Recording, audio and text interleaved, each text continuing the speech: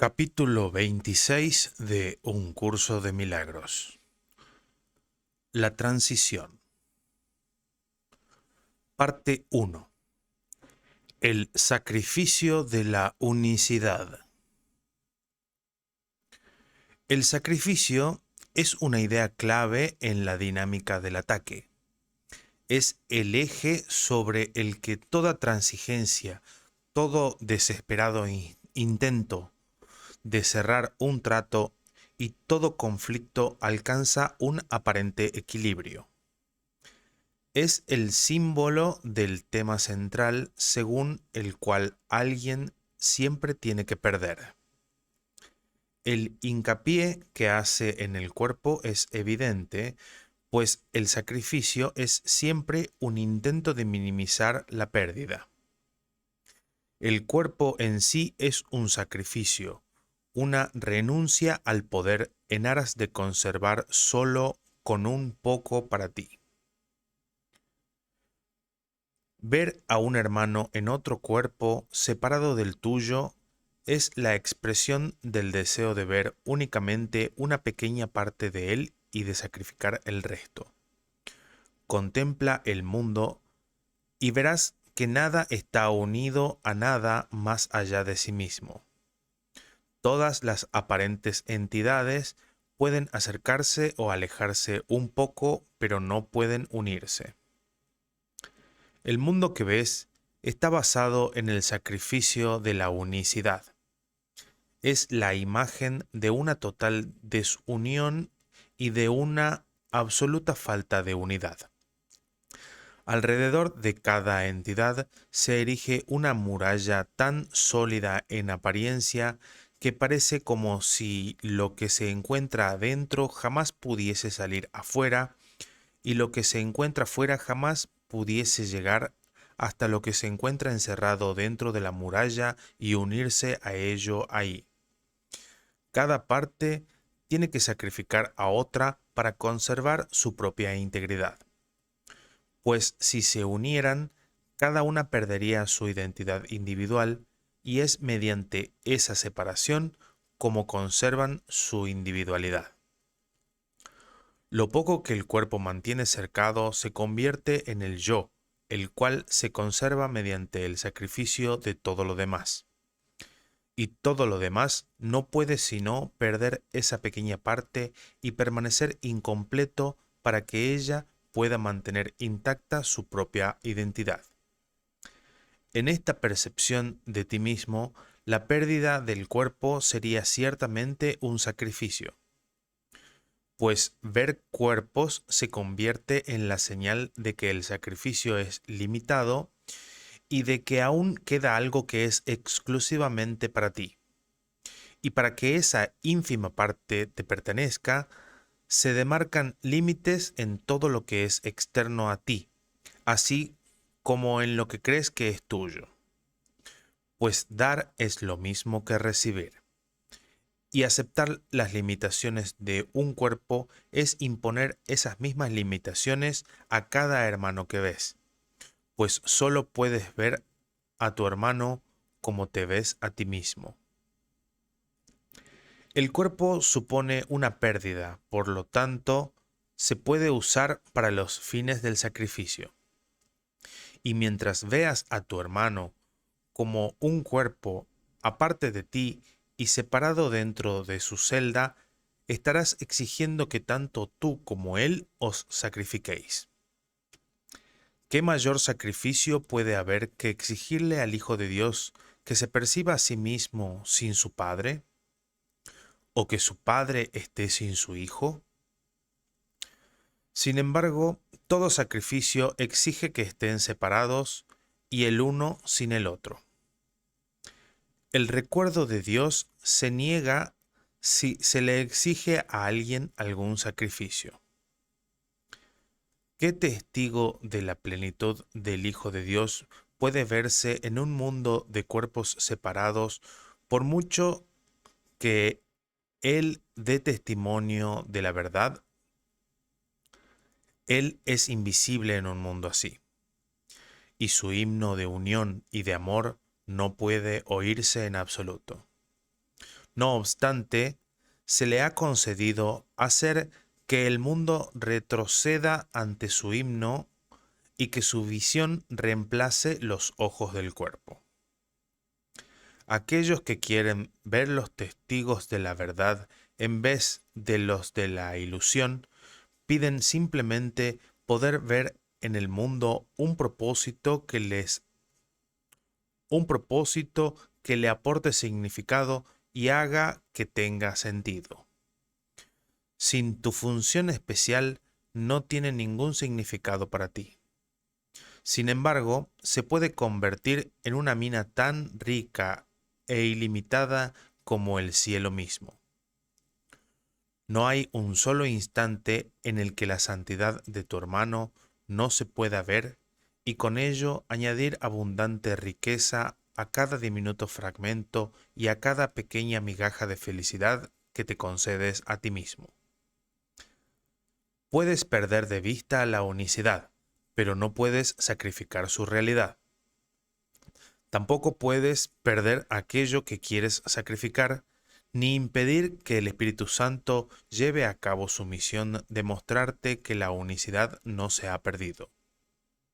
Escucha, pues, el himno que te canta tu hermano, y según dejas que el mundo retroceda, acepta el descanso que su testimonio te ofrece en nombre de la paz.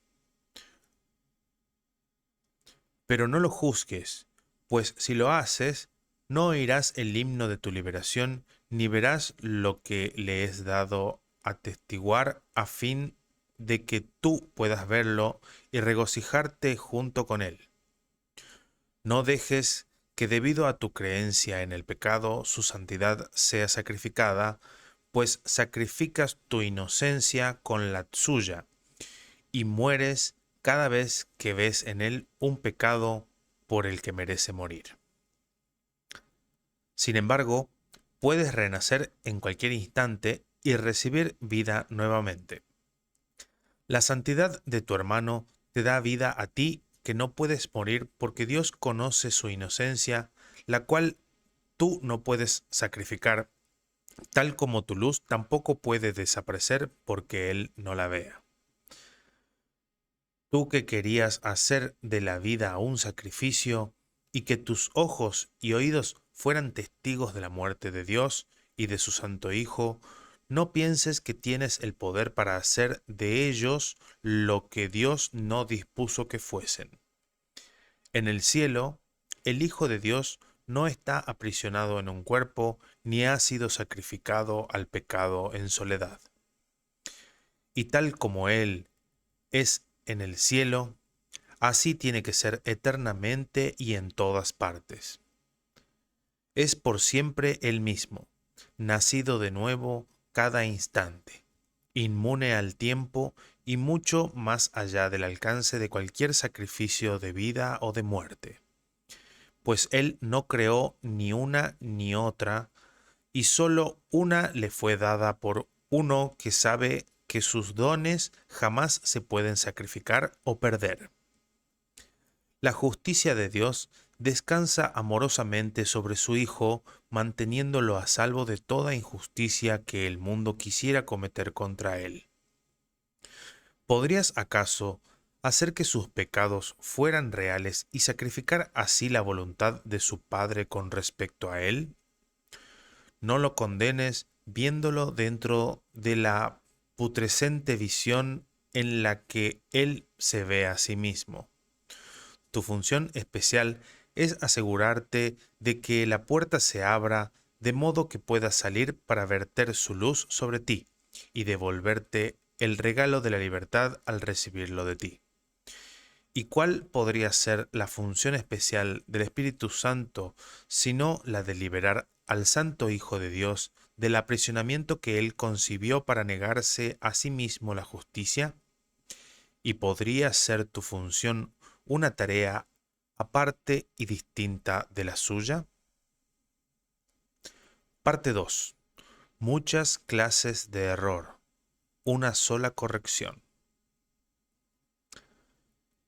Es fácil entender las razones por las que no le pides al Espíritu Santo que resuelva todos tus problemas por ti. Para Él no es más difícil resolver unos que otros. Todos los problemas son iguales para Él, puesto que cada uno se resuelve de la misma manera y con el mismo enfoque. Los aspectos que necesitan solución no cambian, sea cual sea la forma que el problema parezca adoptar. Un problema puede manifestarse de muchas maneras y lo hará mientras persista. De nada sirve intentar resolverlo de una manera especial. Se presentará una y otra vez hasta que haya sido resuelto definitivamente y ya no vuelva a surgir en ninguna forma. Solo entonces te habrás librado de él. El Espíritu Santo te ofrece la liberación de todos los problemas que crees tener.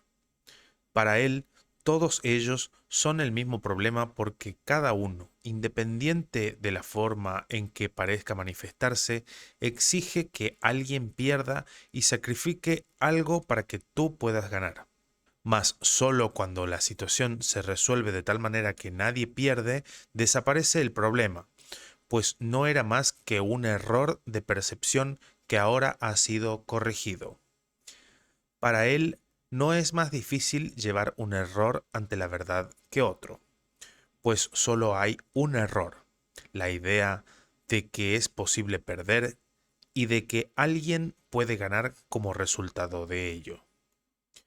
Si eso fuese cierto, entonces Dios sería injusto, el pecado posible, el ataque estaría justificado y la venganza sería merecida.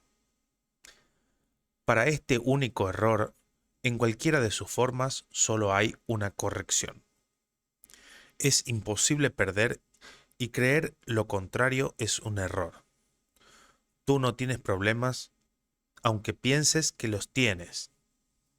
No podrías pensar que los tienes si los vieras desaparecer uno por uno, independientemente de la magnitud, de la complejidad, del lugar, del tiempo o de cualquier otro atributo que percibas que haga que cada uno de ellos parezca diferente del resto. No pienses que las limitaciones que impones sobre todo lo que ves pueden limitar a Dios en modo alguno. El milagro de la justicia puede corregir todo error, y todo problema es un error. Es una injusticia contra el Hijo de Dios, por lo tanto, no es verdad. El Espíritu Santo no evalúa las injusticias como grandes o pequeñas, mayores o menores. Para Él, todas están desprovistas de atributos. Son equivocaciones por las que el Hijo de Dios está sufriendo innecesariamente. Él simplemente le arranca los clavos y las espinas. No se detiene a juzgar si el dolor es grande o pequeño. Emite un solo juicio. Herir al Hijo de Dios sería una injusticia, por lo tanto, no puede ser verdad.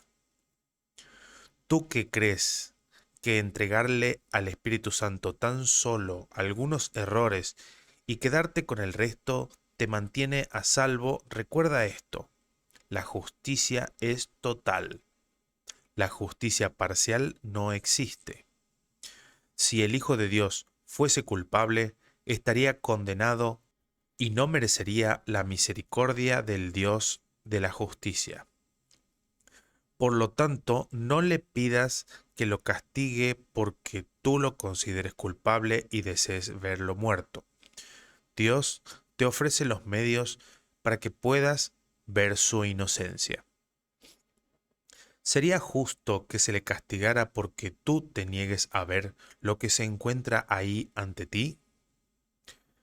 Cada vez que decides resolver un problema por tu cuenta o piensas que se trata de un problema que no tiene solución, lo has exagerado y privado de toda esperanza de corrección. Y así niegas que el milagro de la justicia pueda ser justo. Si Dios es justo, no puede haber entonces ningún problema que la justicia no pueda resolver.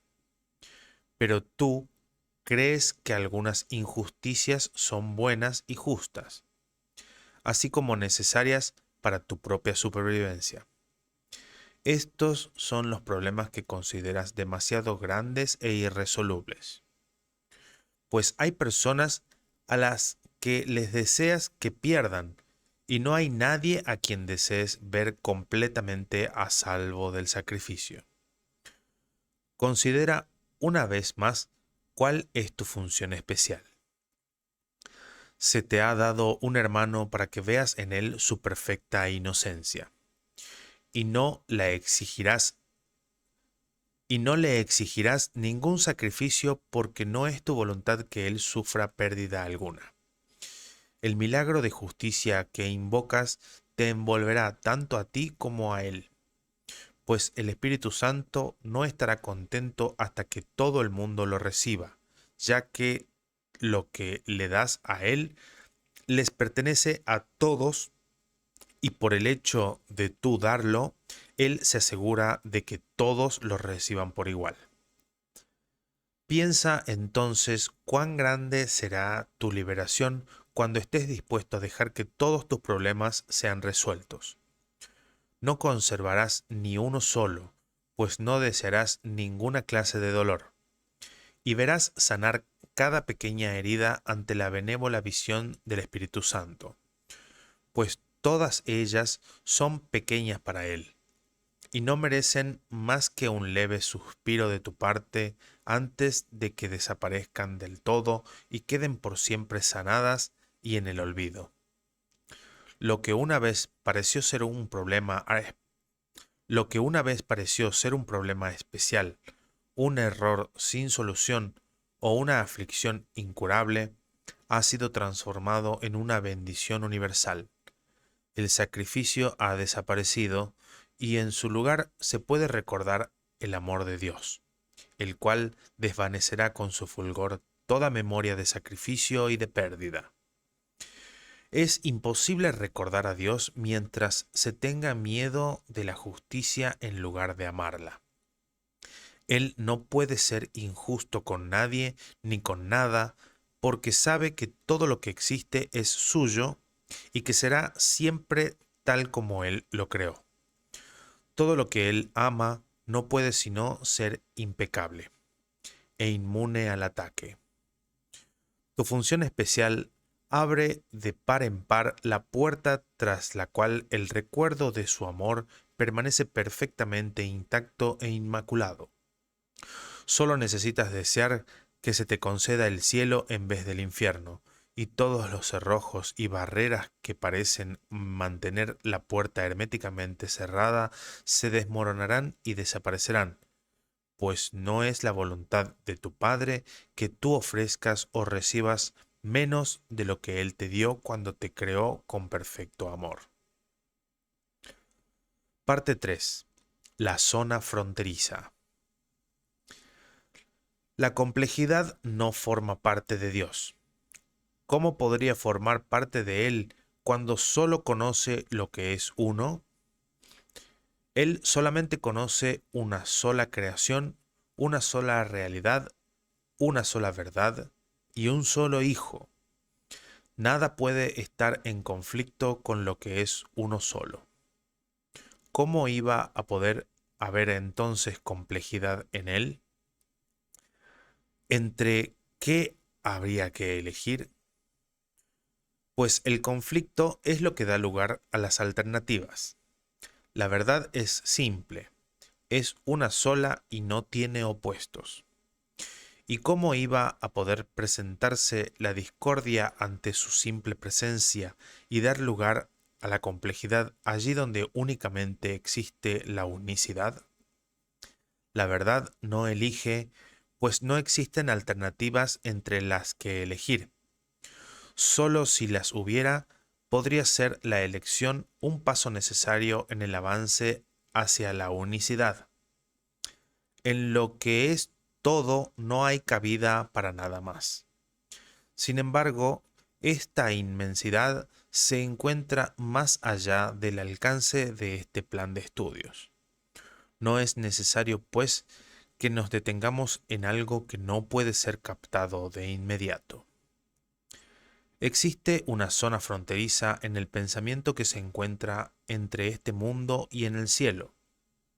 No es un lugar y cuando llegas a ella te das cuenta de que está fuera de los confines del tiempo.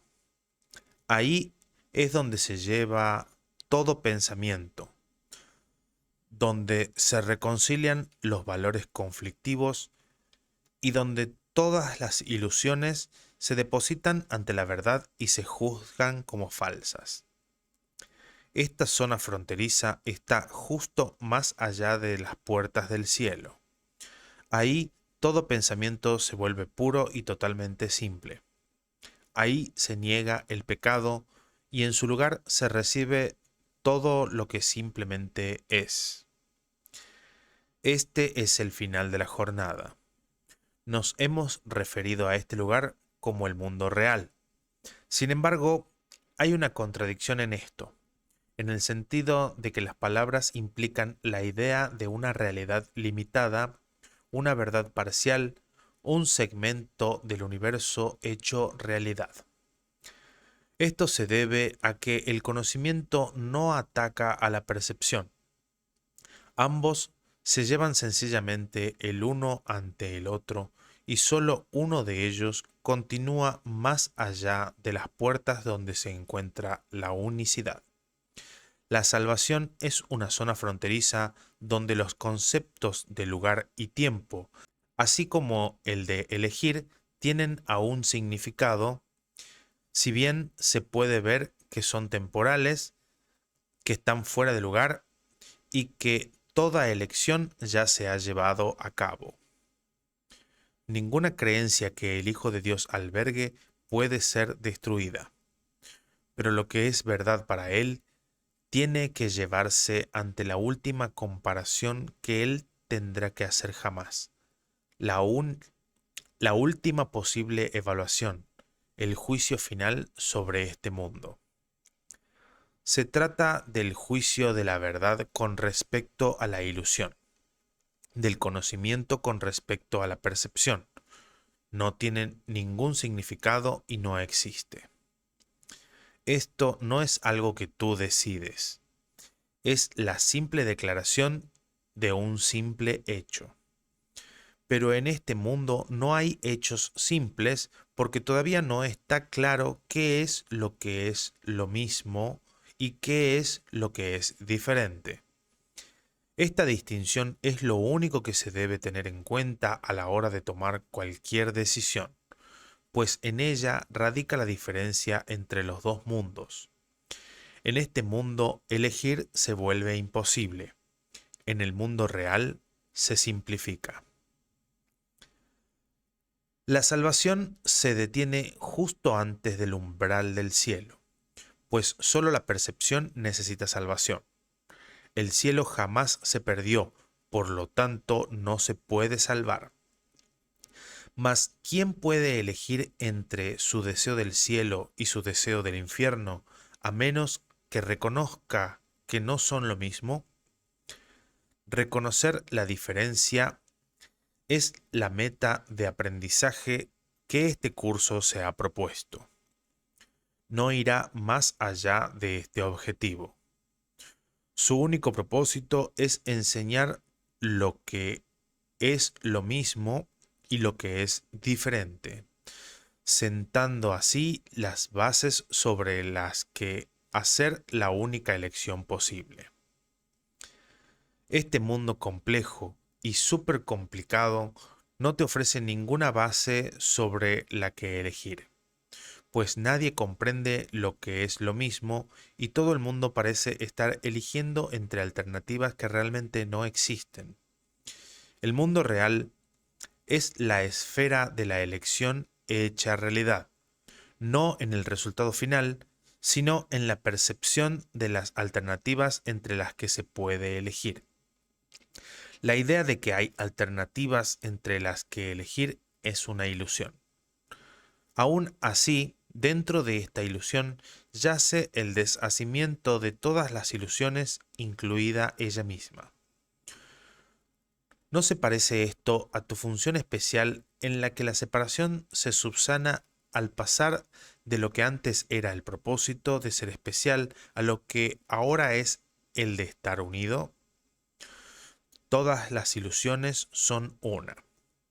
Y en el reconocimiento de este hecho radica el que puedas abandonar todo intento de elegir entre ellas y hacerlas diferentes. Qué fácil es elegir entre dos cosas que obviamente son distintas. En esto no hay conflicto. Abandonar una ilusión que se reconoce como tal no puede ser un sacrificio.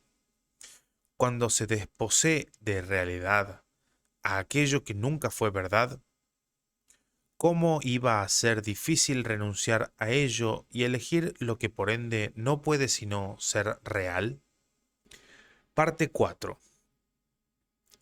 El lugar que el pecado dejó vacante.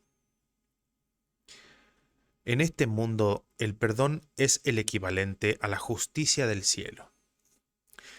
El perdón transforma el mundo del pecado en un mundo simple en el que se puede ver el reflejo de la justicia que emana desde más allá de la puerta tras la cual reside lo que carece de todo límite.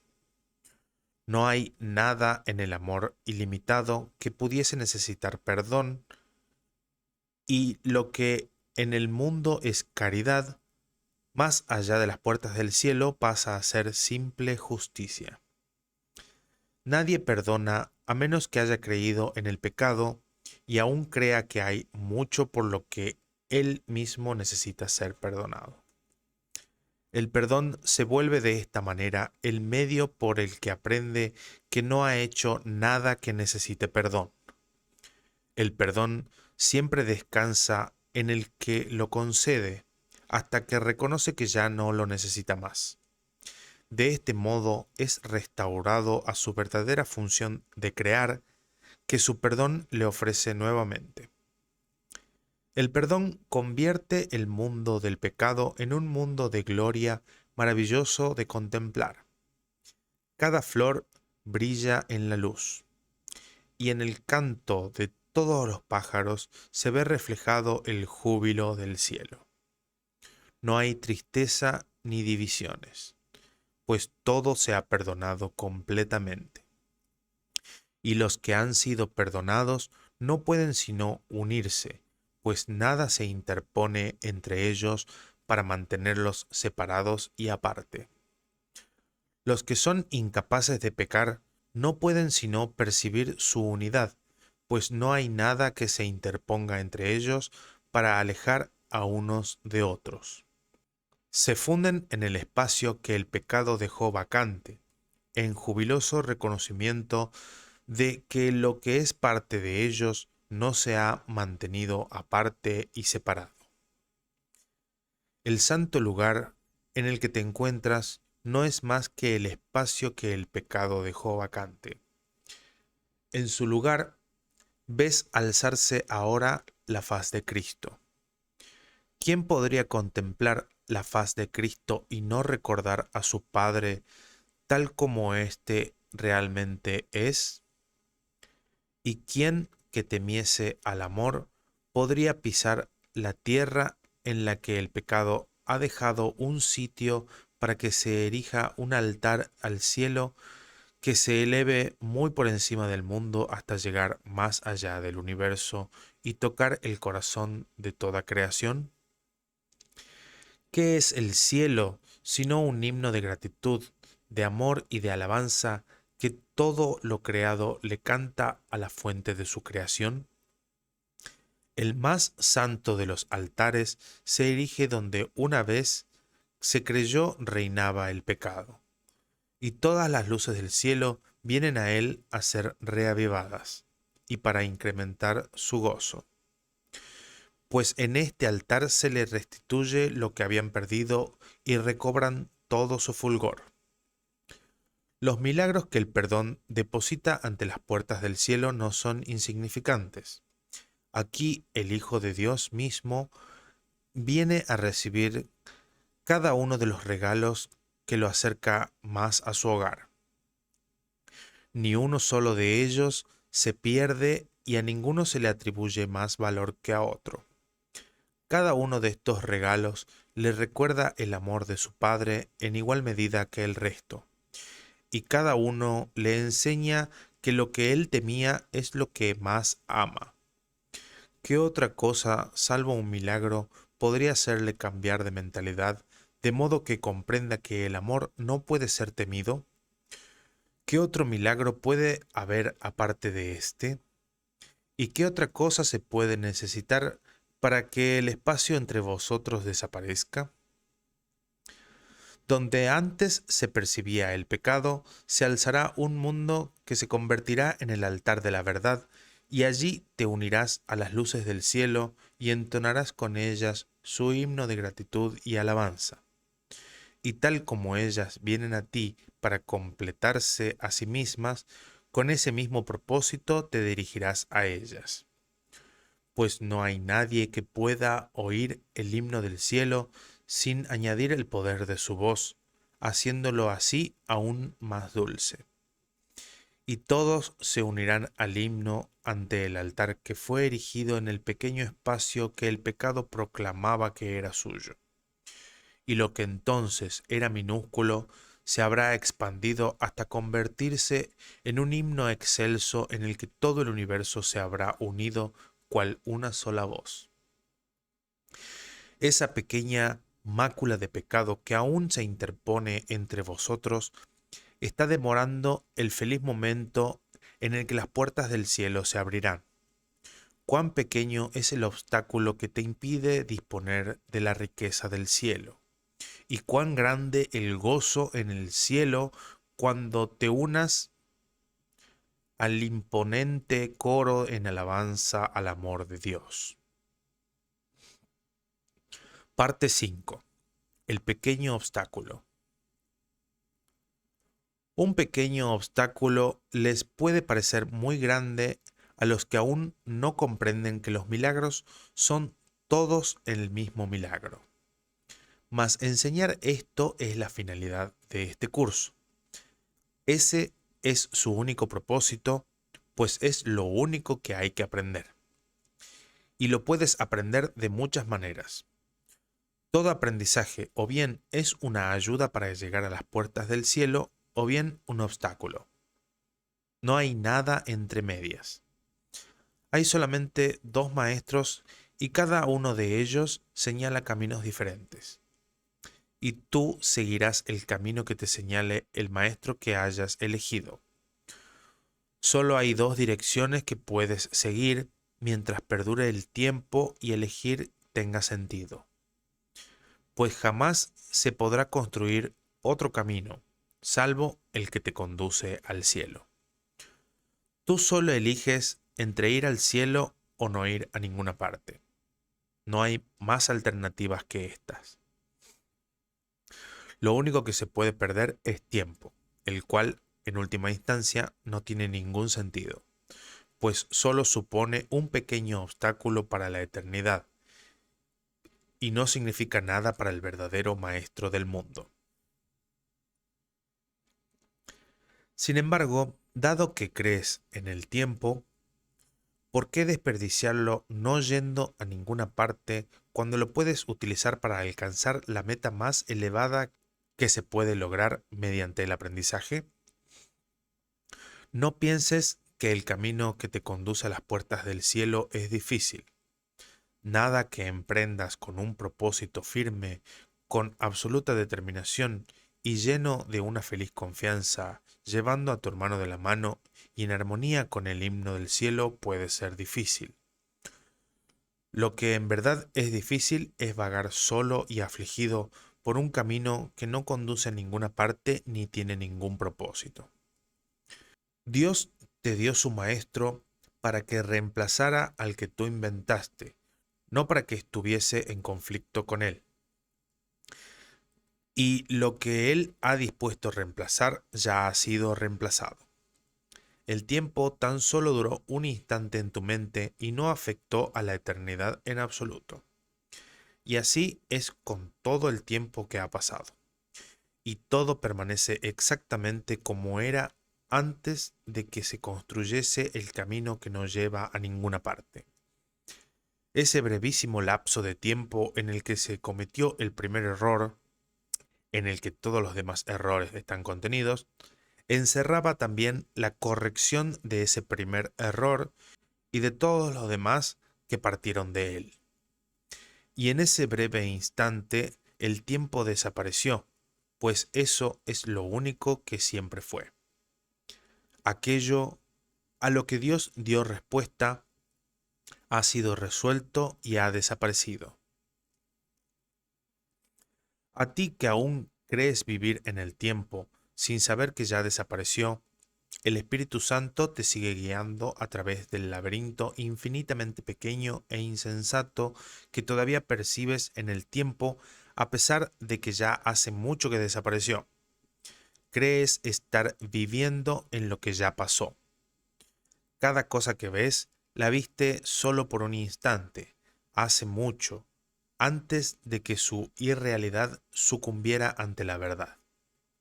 No hay ni una sola ilusión en tu mente que no haya recibido respuesta.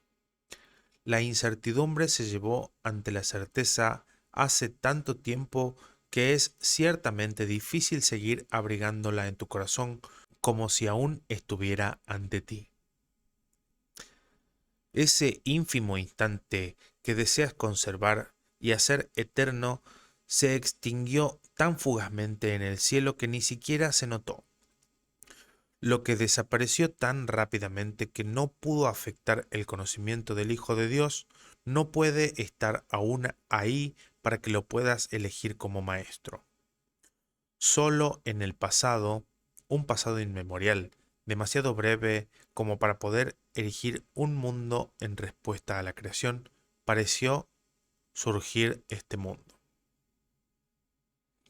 Ocurrió hace tanto tiempo y con un intervalo tan breve que no se perdió ni una sola nota del himno celestial.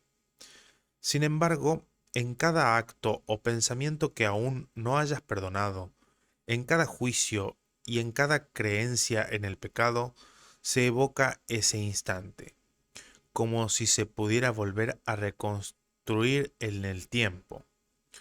Lo que tienes ante tus ojos es una memoria ancestral, y quien vive solo de recuerdos no puede saber dónde se encuentra. El perdón es lo que nos libera totalmente del tiempo, y lo que nos permite aprender que el pasado ya pasó. Ya no se oye hablar a la locura. No hay ningún otro maestro ni ningún otro camino, pues lo que ha sido erradicado ha dejado de existir. ¿Y quién puede encontrarse en una ribera lejana soñando que está al otro lado del océano, en un lugar y en un tiempo que hace mucho que desaparecieron? ¿Cómo iba a poder impedir ese sueño que él esté donde realmente se encuentra? Pues donde él está es un hecho y sus sueños, de la clase que sean, no pueden cambiarlo. Con todo, puede imaginarse que está en otro lugar y en otro tiempo. Lo que a lo sumo puede hacer es engañarse a sí mismo creyendo que eso es verdad y convertirlo de meras imaginaciones en creencias y en locura, completamente convencido de que donde prefiere estar es donde está. Mas ¿podría eso impedirle estar donde está? ¿Es cualquier eco del pasado que pueda oír un hecho en comparación con lo que se puede oír donde él está ahora? ¿Y en qué medida pueden sus propias ilusiones con respecto al tiempo y al espacio cambiar el lugar donde él realmente está? Lo que no se ha perdonado es una voz que llama desde un pasado que ya pasó para siempre, y lo único que la considera real es el deseo de que lo que ya pasó pueda volver a ser real y verse aquí y ahora, en lugar de lo que realmente se encuentra aquí y ahora. ¿Supone esto acaso un obstáculo para la verdad de que el pasado ya pasó y de que no se te puede devolver?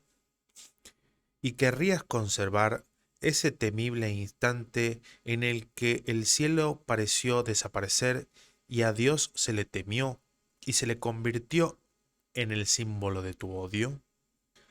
Olvídate de ese momento de terror que ya hace tanto tiempo que se corrigió y se deshizo. ¿Podría acaso el pecado resistir la voluntad de Dios?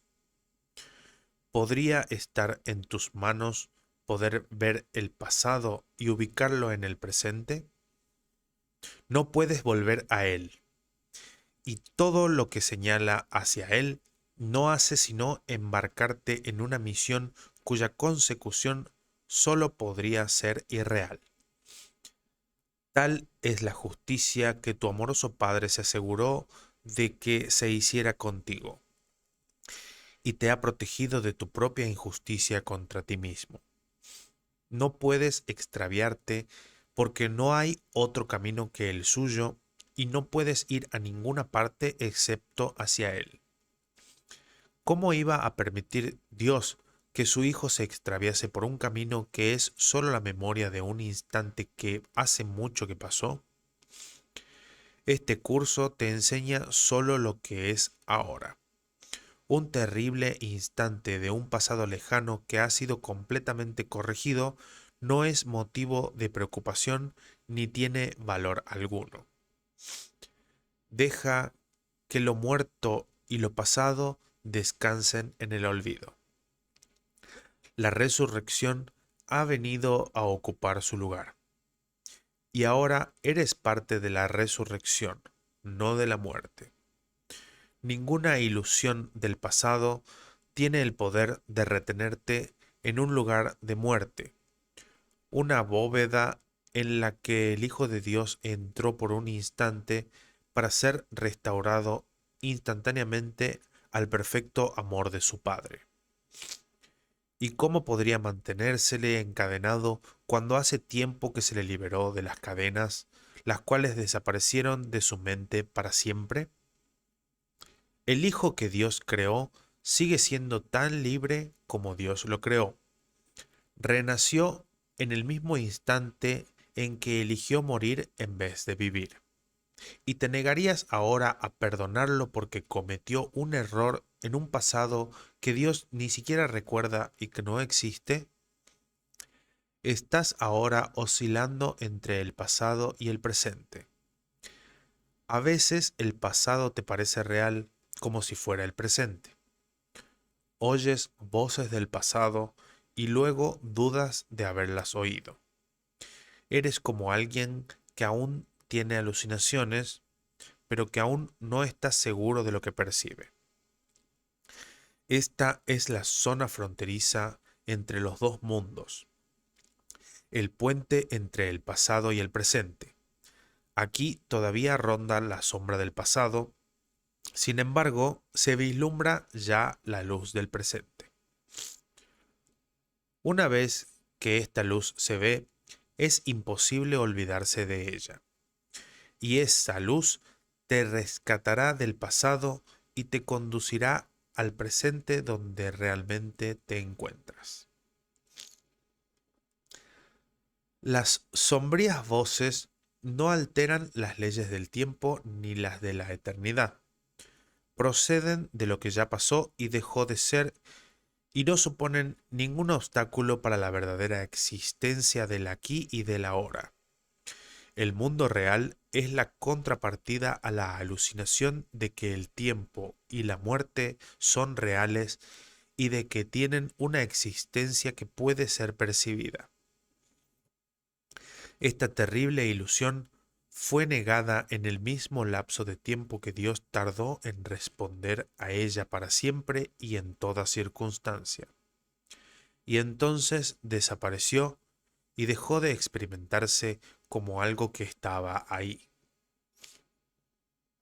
Cada día y cada minuto de cada día y en cada instante de cada minuto no haces sino revivir ese instante en el que la hora del terror ocupó el lugar del amor.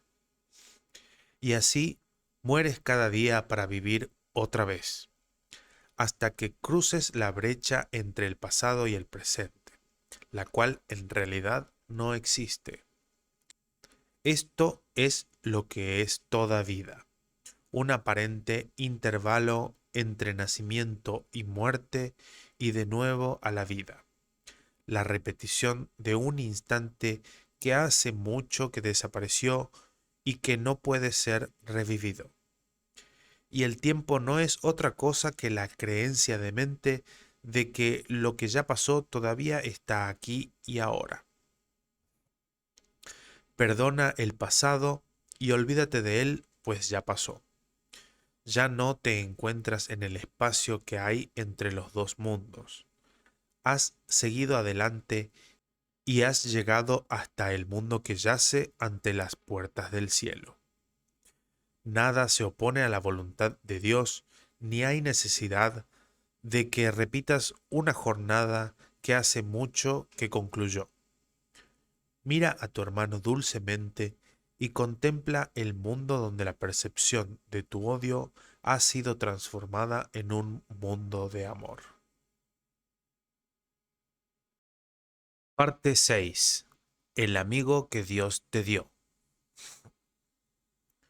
Cualquier cosa en este mundo que creas que es buena o valiosa, o por la que vale la pena luchar, te puede hacer daño y lo hará. No porque tenga el poder de hacerlo, sino únicamente porque al negar que no es más que una ilusión, le otorgas realidad. Y así es real para ti, y no algo que no es nada. Y al haberse percibido como real, se le abrieron las puertas al mundo de las ilusiones enfermizas. Toda creencia en el pecado, en el poder del ataque, en herir y hacer daño, en el sacrificio y en la muerte, ha llegado a ti de esa manera. Nadie puede otorgarle realidad solo a una sola ilusión y escaparse del resto. Pues, ¿quién podría elegir quedarse solo con aquellas ilusiones que prefiere y al mismo tiempo encontrar la seguridad que solo la verdad puede conferir? ¿Quién podría creer que todas las ilusiones son iguales y al mismo tiempo sostener que una de ellas es mejor que las demás? No vivas tu mísera vida en soledad, con una ilusión como tu único amigo. Esa no es una amistad digna del Hijo de Dios, ni una que pueda satisfacerle. Dios le ha dado, por lo tanto, un amigo mejor, uno en quien reside todo el poder de la tierra y del cielo.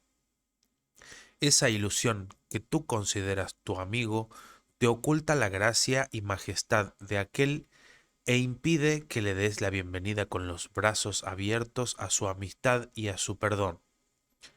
Aparte de él, no tienes amigos. No busques otro amigo para que ocupe su lugar. No hay ningún otro. Lo que Dios dispuso no tiene sustituto, pues ¿qué ilusión podría reemplazar a la verdad? El que mora con sombras está ciertamente solo, mas la soledad no es la voluntad de Dios. ¿Permitirías que una sombra usurpara el trono que Dios dispuso fuese para tu amigo si te dieras cuenta de que si este trono está vacío, el tuyo estaría vacío y desocupado también? No hagas de una ilusión tu amigo, pues si lo haces, ocupará el lugar de aquel que Dios te dio para que fuera tu amigo. Y él es el único amigo que en realidad tienes. Te trae regalos que no son de este mundo, y solo aquel a quien se le confiaron puede asegurarse de que los recibas, y los depositará ante tu trono cuando hagas sitio para él en el suyo. Parte 7. Las leyes de la curación. Este es un curso de milagros. Como tal, las leyes de la curación se deben entender antes de que se pueda alcanzar su propósito. Repasemos los principios que hemos estudiado y organicémoslos a modo de resumen de qué debe ocurrir para que la curación sea posible. Una vez que es posible, no puede sino tener lugar. Toda enfermedad tiene su origen en la separación. Cuando se niega la separación, la enfermedad desaparece, pues desaparece tan pronto como la idea que la produjo es sanada y reemplazada por la cordura. Al pecado y a la enfermedad se les considera causa y consecuencia respectivamente en una relación que se mantiene oculta de la conciencia a fin de excluirla de la luz de la razón. La culpabilidad clama por castigo y su petición se le concede, no en la realidad, sino en el mundo de ilusiones y las sombras que se erige sobre el pecado. El Hijo de Dios percibió lo que quería ver porque la percepción es un deseo colmado. La percepción cambia, pues fue concebida para sustituir el conocimiento inmutable. Mas la verdad no ha cambiado. La verdad no se puede percibir, solo puede conocerse. Lo percibido adopta muchas formas, pero ninguna de ellas tiene significado. Si se llevan ante la verdad, su falta de sentido resulta muy evidente, pero si se mantienen ocultas de la verdad, parecen tener sentido y ser reales. Las, las leyes de la percepción son lo opuesto a la verdad, y lo que es cierto con respecto al conocimiento no lo es con respecto a nada que se encuentre aparte de él. Aún así, Dios ha dado una respuesta al mundo de la enfermedad, la cual es aplicable por igual a cualquier clase de enfermedad. Y aunque esta respuesta es eterna, opera en el tiempo, pues ahí es donde se necesita. Pero como procede de Dios, las leyes del tiempo no afectan su eficacia. Se encuentran en este mundo, pero no forman parte de él, pues es real y mora donde la realidad no puede sino estar. Las ideas no abandonan su fuente, y sus efectos solo dan la impresión de estar separados de ella. Las ideas pertenecen al ámbito de la mente. Lo que se proyecta y parece ser externo a la mente no está afuera en absoluto, sino que es un efecto de lo que está adentro y no ha abandonado su fuente. La respuesta de Dios está allí donde se encuentra la creencia en el pecado, pues sólo allí se puede cancelar sus efectos completamente y dejárseles sin causa. Las leyes de la percepción tienen que ser invertidas, pues son una inversión de las leyes de la verdad. Las leyes de la verdad son eternamente ciertas y no se pueden invertir. No obstante, se pueden percibir al revés, y esto debe corregirse allí donde se encuentra la ilusión de que han sido invertidas. Es imposible que una sola ilusión sea menos receptiva a la verdad que las demás, pero es posible que a algunas se les otorgue más valor y que haya más renuencia a entregárselas a la verdad a fin de recibir ayuda y curación. Ninguna ilusión tiene ni un solo ápice de verdad en ella. Sin embargo, parece que algunas son más verdaderas que otras, aunque es claro que eso no tiene ningún sentido. Lo único que una jerarquía de ilusiones puede mostrar son preferencias, no la realidad. ¿Qué tienen que ver las preferencias con la verdad? Las ilusiones son ilusiones y son falsas. Tus preferencias no le otorgan realidad. Ninguna de ellas es verdad desde ningún punto de vista y todas cederán con igual facilidad ante la respuesta que Dios proveyó para todas ellas. La voluntad de Dios es una, y cualquier deseo que parezca ir en contra de su voluntad no tiene fundamento alguna en la verdad. El pecado no es ni siquiera un error, pues va más allá de lo que se puede corregir al ámbito de lo imposible. Pero la creencia de que es real ha hecho que algunos errores parezcan estar por siempre más allá de toda esperanza de curación y ser la eterna justificación del infierno. Si esto fuese cierto, lo opuesto al cielo se opondría a él y sería tan real como él. Y así la voluntad de Dios estaría dividida en dos y toda la creación sujeta a las leyes de dos poderes contrarios, hasta que Dios llegara al límite de su paciencia, dividiese el mundo en dos y se pusiera a sí mismo a cargo del ataque.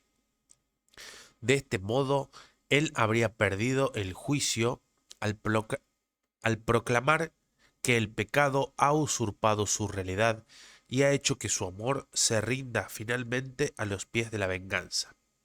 Ante una imagen tan demente solo se puede esperar una defensa igualmente demente, pero ésta no puede establecer que la imagen sea verdad. Nada puede hacer que lo que no tiene sentido lo tenga. Y la verdad no necesita defensas para ser la verdad. Las ilusiones no tienen ni testigos ni efectos. El que las contempla no hace sino engañarse a sí mismo. Perdonar es la única función que se puede tener aquí, y su propósito es llevarle la dicha que este mundo niega a cada aspecto del Hijo de Dios allí donde parecía reinar el pecado. Tal vez no comprendas el papel que desempeña el perdón en el proceso de poner fin a la muerte y a todas las creencias que surgen de las brumas de la culpabilidad. Los pecados son creencias que interpones entre tu hermano y tú. Los pecados hacen que estés limitado al tiempo y al espacio y te conceden un pequeño lugar a ti y otro a él. En tu percepción, esta separación está simbolizada por el cuerpo, que claramente está separado y es algo aparte. Lo que este símbolo representa, no obstante, es tu deseo de estar aparte y separado. El perdón elimina lo que se interpone entre tu hermano y tú. El perdón es el deseo de estar unido a él y no separado. Lo llamamos deseo porque todavía concibe otras opciones y aún no ha trascendido enteramente el mundo de las alternativas. Aún así, está en armonía con el estado celestial y no se opone a la voluntad de Dios. Y aunque no llega a darte toda tu herencia, elimina los obstáculos que has interpuesto entre el cielo donde te encuentras y el reconocimiento de dónde estás y de lo que eres. Los hechos no cambian. Sin embargo, se pueden negar y así desconocerse, si bien se conocían antes de que fueran negados. La salvación, perfecta e íntegra, solo pide que desees, aunque sea mínimamente, que la verdad sea verdad, que estés dispuesto, aunque no sea del todo, a pasar por alto lo que no existe y que abrigues un leve anhelo por el cielo como lo que prefieres a este mundo donde la muerte y la desolación parecen reinar. Y la creación se alzará dentro de ti en jubilosa respuesta para reemplazar al mundo que ves por el cielo, el cual es completamente perfecto e íntegro. ¿Qué es el perdón? Sino estar dispuesto a que la verdad sea verdad. ¿Qué puede permanecer enfermo y separado de la unidad que encierra dentro de sí todas las cosas? El pecado no existe, y cualquier milagro es posible en el instante en el que el Hijo de Dios percibe que sus deseos y la voluntad de Dios son uno. ¿Qué dispone la voluntad de Dios? Dispone que su Hijo lo tenga todo. Y Él garantizó esto cuando lo creó para que fuese todo. Es imposible perder nada si lo que tienes es lo que eres. Este es el milagro mediante el cual la creación se convirtió en tu función, la cual compartes con Dios. Esto no se entiende estando separado de Él y por ende no tiene sentido en este mundo.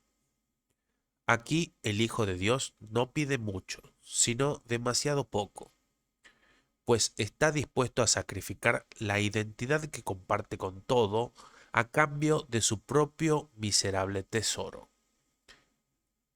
Mas no puede hacer esto sin experimentar una sensación de desolación, de pérdida y de soledad. Este es el tesoro tras el que ha ido en pos, y no puede sino tener miedo de él. ¿Es acaso el miedo un tesoro? ¿Puede ser la incertidumbre tu deseo? ¿O es simplemente que te has equivocado con respecto a lo que es tu voluntad y a lo que realmente eres? Examinemos en qué consiste el error a fin de que pueda ser corregido, no encubierto. El pecado es la creencia de que el ataque se puede proyectar fuera de la mente en la que se originó. Aquí la firme convicción de que las ideas pueden abandonar su fuente se vuelve real y significativa. Y de este error surge el mundo del pecado y del sacrificio. Este mundo es un intento de probar tu inocencia y al mismo tiempo atribuirle valor al ataque. Su fallo estriba en que sigues sintiéndote culpable aunque no entiendes por qué. Los efectos que se ven como algo aparte de su fuente y no parece que puedas controlarlos o impedir que se produzcan. Y lo que de esta manera se mantiene aparte jamás se puede unir. Causa y efecto no son dos cosas separadas, sino una sola. Dios dispone que aprendas lo que siempre ha sido verdad, que Él te creó como parte de sí mismo y que esto no puede sino seguir siendo verdad porque las ideas no abandonan su fuente. Esta es la ley de la creación, que cada idea que la mente conciba solo sirva para aumentar su abundancia y nunca para disminuirla. Esto es tan cierto con respecto a lo que se desea vanamente como con respecto a lo que la voluntad dispone verdaderamente, ya que la mente puede desear ser engañada, pero no puede hacer de sí misma lo que no es. Y creer que las ideas pueden abandonar su fuente es tratar inútilmente de hacer que las ilusiones sean verdad, pues nunca será posible engañar al Hijo de Dios. El milagro es posible cuando causa y consecuencia se traen frente a frente, no cuando se mantienen aparte. Curar un efecto y no su causa tan solo puede hacer que el efecto cambie de forma, y esto no es liberación. El Hijo de Dios jamás se podrá contentar con nada que no sea la completa salvación y escape de la culpabilidad, pues de otro modo seguirá exigiéndose a sí mismo alguna clase de sacrificio, negando así que todo es suyo y que no es susceptible de sufrir ninguna clase de pérdida. Los efectos que produce un pequeño sacrificio son iguales a los que produce toda la idea de sacrificio en sí. Si cualquier clase de pérdida fuera posible, entonces el Hijo de Dios no sería pleno ni podría ser quien es. No podría tampoco conocerse a sí mismo ni reconocer su voluntad. Habría abjurado de su Padre y de su ser, haciendo de ambos sus enemigos acérrimos. Las ilusiones apoyan el propósito para el que fueron concebidas, y cualquier significado que parezcan tener se deriva de este propósito. Dios dio a todas las ilusiones que se concibieron, sea cual fuere su forma, otro propósito que justificase un milagro. En cada milagro radica la curación en su totalidad, pues Dios respondió a todas las ilusiones cual una sola. Y lo que es uno para Él no puede sino ser todo lo mismo. Si crees que lo que es lo mismo es diferente, no haces sino engañarte a ti mismo. Lo que Dios considera uno será eternamente uno y jamás estará dividido. Su reino está unido. Así fue creado y así permanecerá para siempre. El milagro no hace sino invocar tu nombre ancestral, que reconocerás porque la verdad se encuentra en tu memoria. Y ese es el nombre que tu hermano invoca para su liberación y para la tuya. El cielo refulge sobre el Hijo de Dios.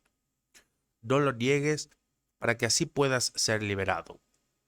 El Hijo de Dios renace en cada instante hasta que elige no volver a morir. En cada deseo de ataque, elige la muerte en lugar de lo que la voluntad del Padre dispone para él. Cada instante le ofrece vida porque su Padre dispone que viva. Junto a la crucifixión se encuentra la redención, porque donde no hay dolor ni sufrimiento, no hay necesidad de curación. El perdón es la respuesta a cualquier clase de ataque. De esta manera se cancelan los efectos del ataque y se responde al odio en nombre del amor. Gloria eterna a ti que se te ha encomendado salvar al Hijo de Dios de la crucifixión, del infierno y de la muerte. Pues tienes el poder de salvar al Hijo de Dios, porque su Padre así lo dispuso. Y en tus manos yace la salvación para ser ofrecida y recibida como tal. Usar el poder que Dios te ha dado como Él quiere que se use es algo natural. No es arrogancia ser como Él te creó, ni hacer uso de lo que te dio como respuesta a todos los errores de su Hijo para así liberarlo. Pero sí es arrogancia desperdiciar el poder que Él te dio y elegir un nibio e insensato deseo en vez de lo que su voluntad dispone. El don que Dios te ha dado es ilimitado. No hay circunstancia en la que no se pueda usar como respuesta, ni problema que no se resuelva dentro de su misericordiosa luz.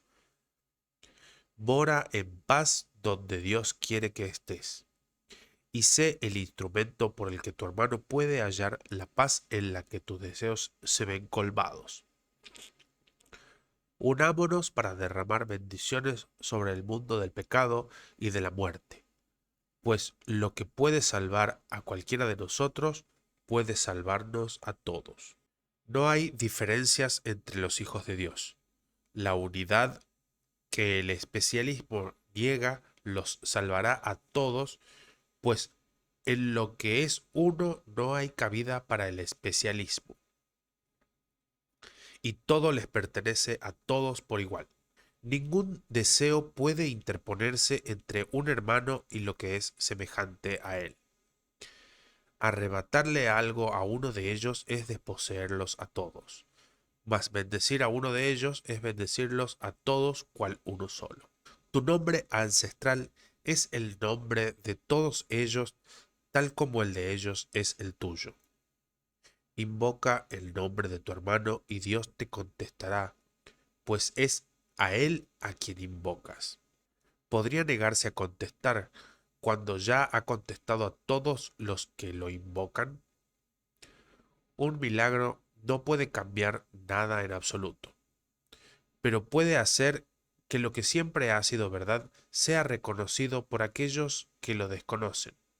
Y mediante este pequeño regalo de lo que es verdad, se le permite a lo que siempre ha sido verdad ser lo que es, al Hijo de Dios ser Él mismo y a toda la creación ser libre para invocar el nombre de Dios cual una sola. Parte 8. La inmediatez de la salvación. El único problema pendiente es que todavía ves un intervalo entre el momento en que perdonas y el momento en que recibes los beneficios que se derivan de confiar en tu hermano. Esto tan solo refleja la pequeña distancia que aún deseas interponer entre vosotros para que os mantenga un poco separados. Pues el tiempo y el espacio son la misma ilusión, pero se manifiestan de forma diferente. Si se ha proyectado más allá de tu mente, piensas que es el tiempo. Cuanto más cerca se trae a tu mente, más crees que es el espacio. Quieres conservar cierta distancia entre vosotros para que os mantenga separados y percibes ese espacio como tiempo porque aún crees que eres algo externo a tu hermano. Eso hace que la confianza sea imposible. Y no puedes creer que la confianza podría resolver ningún problema ahora mismo. Crees, por lo tanto, que es más seguro seguir siendo un poco cauteloso y continuar vigilando lo que percibes como tus intereses separados. Desde esta perspectiva, te es imposible concebir que puedas obtener lo que el perdón te ofrece ahora mismo.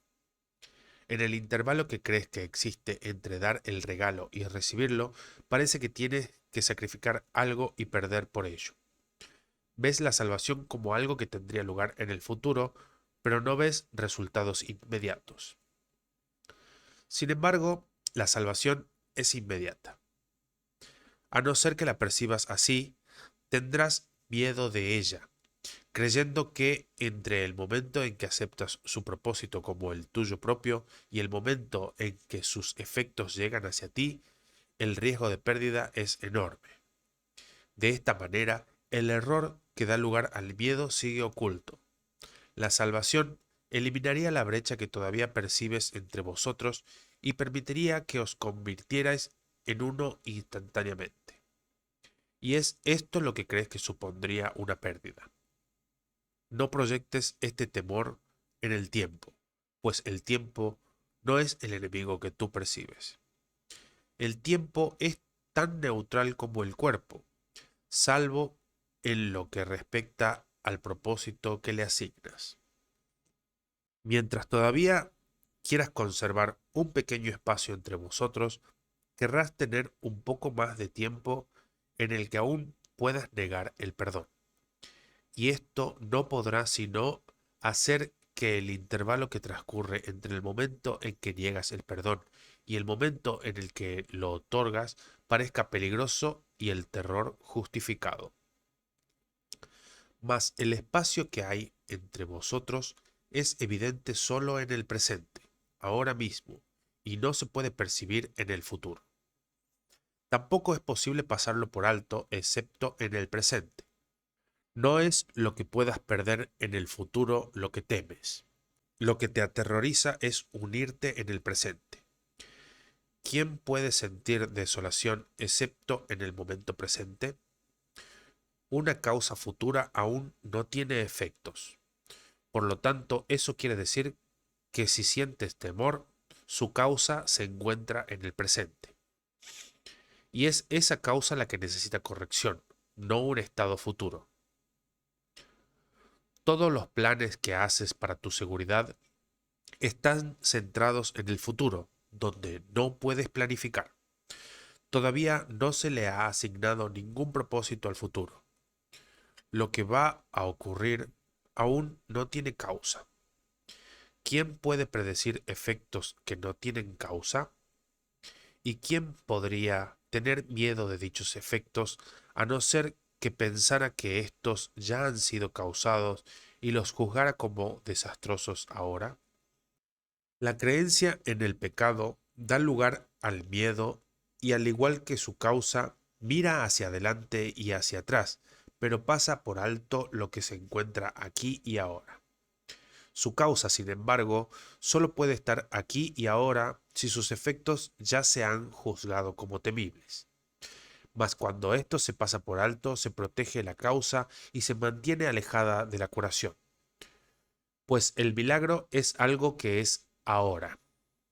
Se encuentra ya aquí, en gracia presente, dentro del único intervalo de tiempo que el pecado y el miedo han pasado por alto, pero que, sin embargo, es el único tiempo que hay.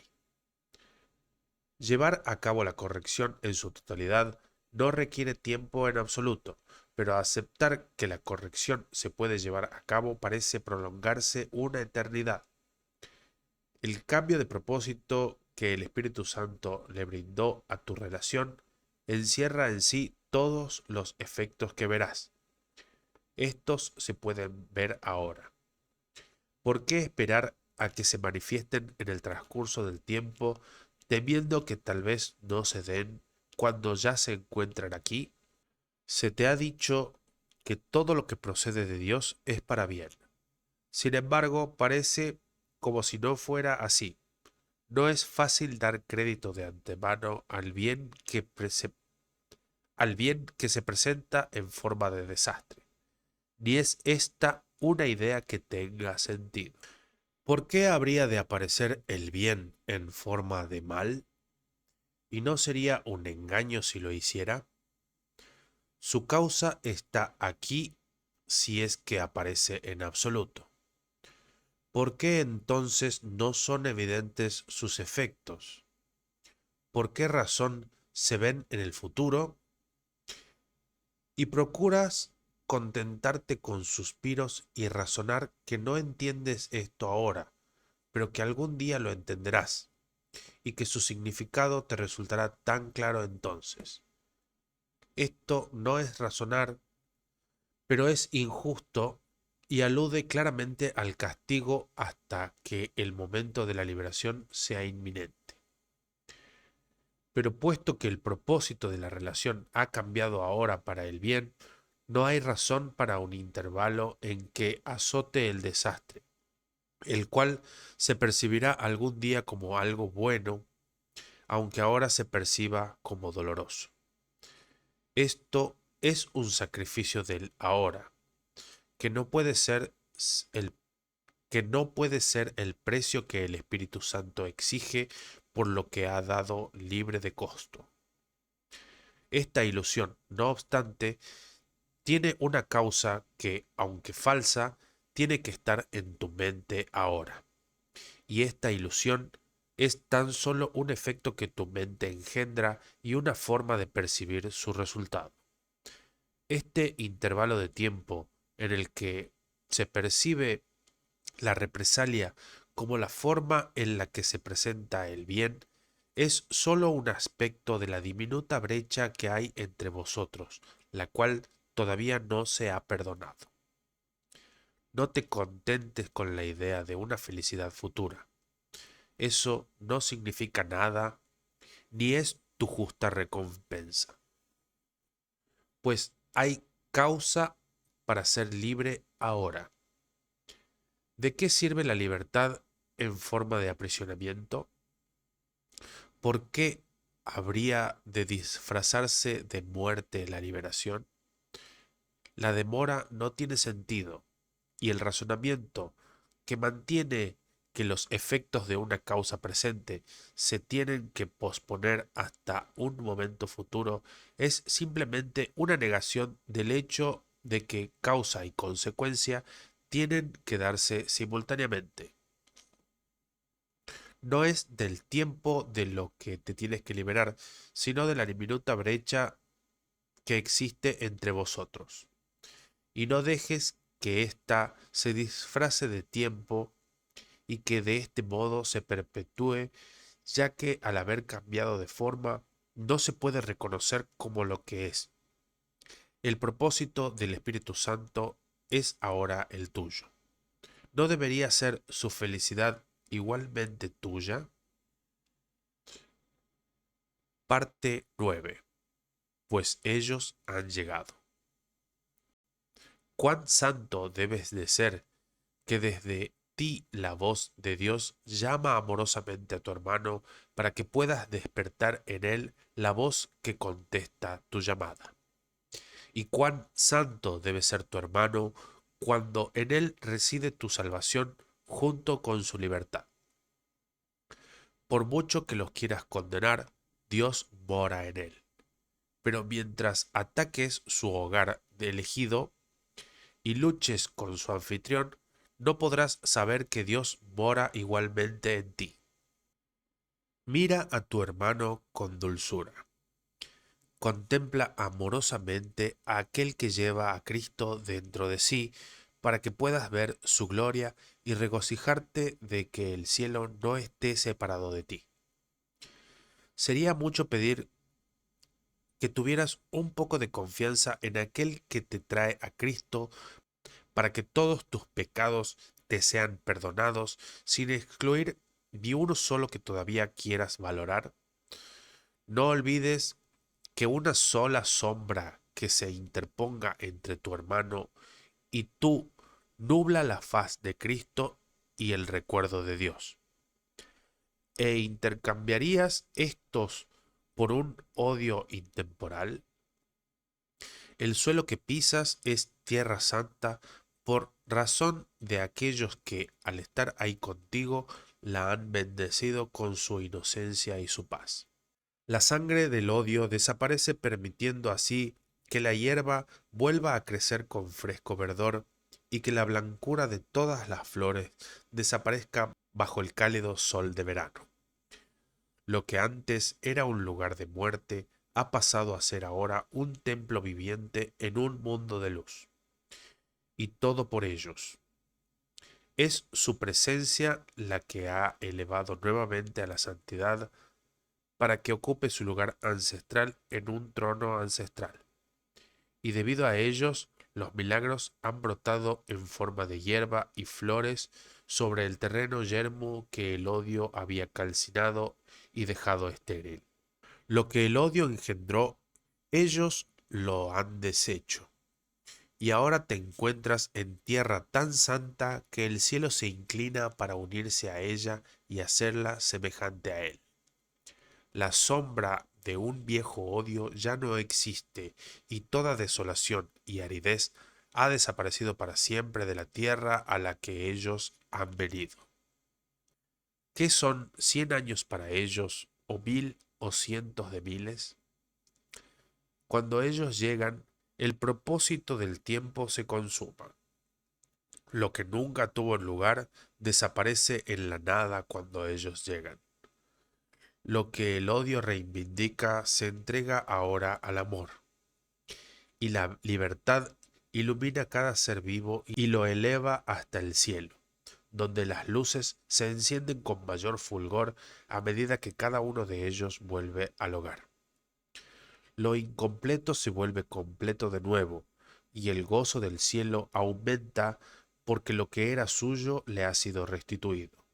La tierra ha quedado limpia de toda mancha de sangre, y los dementes se han desprendido de sus vestimentas de demencia para unirse a ellos en el lugar donde tú te encuentras. El cielo se siente agradecido por este regalo que por tanto tiempo le había sido negado, pues ellos han venido a congregar a los suyos. Lo que se había clausurado se abre y lo que se mantenía oculto de la luz se abandona, de manera que ésta pueda envolverlo con su fulgor sin dejar ningún espacio o distancia entre la luz del cielo y el mundo. El más santo de todos los lugares de la tierra es aquel donde un viejo odio se ha convertido en un amor presente. Y ellos acuden sin demora al templo viviente donde se les ha preparado un hogar. No hay un lugar en el cielo que sea más santo. Y ellos han venido a morar en el templo que se les ha ofrecido para que sea su lugar de reposo, así como el tuyo. Lo que el odio le ha entregado al amor se convierte en la luz más brillante de todo el resplandor del cielo, y el fulgor de todas las luces celestiales cobra mayor intensidad como muestra de gratitud por lo que se les ha restituido. Los ángeles revolotean amorosamente a tu alrededor a fin de mantener alejado de ti todo sombrío pensamiento de pecado y asegurarse de que la luz permanezca allí donde ha entrado. Las huellas de tus pasos iluminan el mundo, pues por donde tú caminas el perdón te acompaña jubilosamente. No hay nadie en la tierra que deje de dar gracias a aquel que ha restaurado su hogar, protegiéndolo así del crudo invierno y del gélido frío. ¿Y cómo podrían el Señor de los cielos y su Hijo dar menos como muestra de agradecimiento cuando han recibido mucho más? Ahora el templo de Dios viviente ha sido reconstituido para ser nuevamente el anfitrión de aquel que lo creó. Donde Él mora, su Hijo mora con Él y nunca están separados. Y dan gracias de que finalmente se les haya dado la bienvenida. Donde antes se alzaba una cruz, se alza ahora el Cristo resucitado, y en su visión las viejas cicatrices desaparecen. Un milagro inmemorial ha venido a bendecir y a reemplazar una vieja enemistad cuyo fin era la destrucción. Con dulce gratitud, Dios el Padre y el Hijo regresan a lo que es suyo y a lo que siempre lo será. Ahora se ha consumado el propósito del Espíritu Santo, pues ellos han llegado. Por fin han llegado. Parte 10. El fin de la injusticia. ¿Qué es entonces lo que aún hay que deshacer para que puedas darte cuenta de su presencia? Solamente esto, la distinción que todavía haces con respecto a cuando está justificado atacar y cuando es injusto y no se puede y no se debe permitir. Cuando percibes un ataque como injusto, crees que reaccionar con ira está justificado. Y así ves lo que es lo mismo como si fuera diferente. La confusión no es parcial. Si se presenta, es total. Y su presencia, en la forma que sea, ocultará la presencia de ellos, pues a ellos se les conoce claramente o no se los conoce en absoluto. Una percepción confusa obstruye el conocimiento, y no es cuestión de cuán grande es la confusión y de cuánto interfiere. Su mera presencia impide la de ellos y los mantiene afuera donde no se les puede conocer. ¿Qué puede significar el hecho de que percibes algunas formas de ataque como si fueran injusticias contra ti? Significa que tiene que haber otras que consideras justas. Pues de otro modo, ¿cómo se podría juzgar algunas como injustas? Por lo tanto, a algunas se les atribuye significado y se les percibe como razonables, y, y solo a otras se les consideran insensatas. Esto niega el hecho de que todas carecen de sentido, de que están desprovistas por igual de causa o consecuencias y de que no pueden tener efectos de ninguna clase. La presencia de ellos se nubla con cualquier velo que se interponga entre su radiante inocencia y tu conciencia de que dicha inocencia es la tuya propia y de que le pertenece por igual a todo ser vivo junto contigo. Dios no pone límites, y lo que tiene límites no puede ser el cielo, por lo tanto tiene que ser el infierno. La injusticia y el ataque son el mismo error y están tan estrechamente vinculados que donde uno se percibe, el otro se ve también. Tú no puedes ser tratado injustamente. La creencia de que puedes es solo otra forma de la idea de que es otro y no tú quien te está privando de algo. La proyección de la causa del sacrificio es la raíz de todo lo que percibes como injusto y no como tu justo merecido. Sin embargo, eres tú quien se exige esto a sí mismo, cometiendo así una profunda injusticia contra el Hijo de Dios. Tú eres tu único enemigo y tú eres en verdad enemigo del Hijo de Dios porque no reconoces que Él es lo que tú eres. ¿Qué podría ser más injusto que privarlo de lo que Él es? Negarle el derecho de ser Él mismo y pedirle que sacrifique el amor de su Padre y el tuyo por ser algo que no le corresponde. Cuídate de la tentación de percibirte a ti mismo como que se te está tratando injustamente. Desde este punto de vista, tratas de encontrar inocencia únicamente en ti y no en ellos, a expensas de la culpabilidad de otro. ¿Puedes acaso comprar la inocencia descargando tu culpa sobre otro? ¿Y no es acaso la inocencia lo que andas buscando cuando lo atacas? ¿No será la represalia por tu propio ataque contra el Hijo de Dios lo que buscas?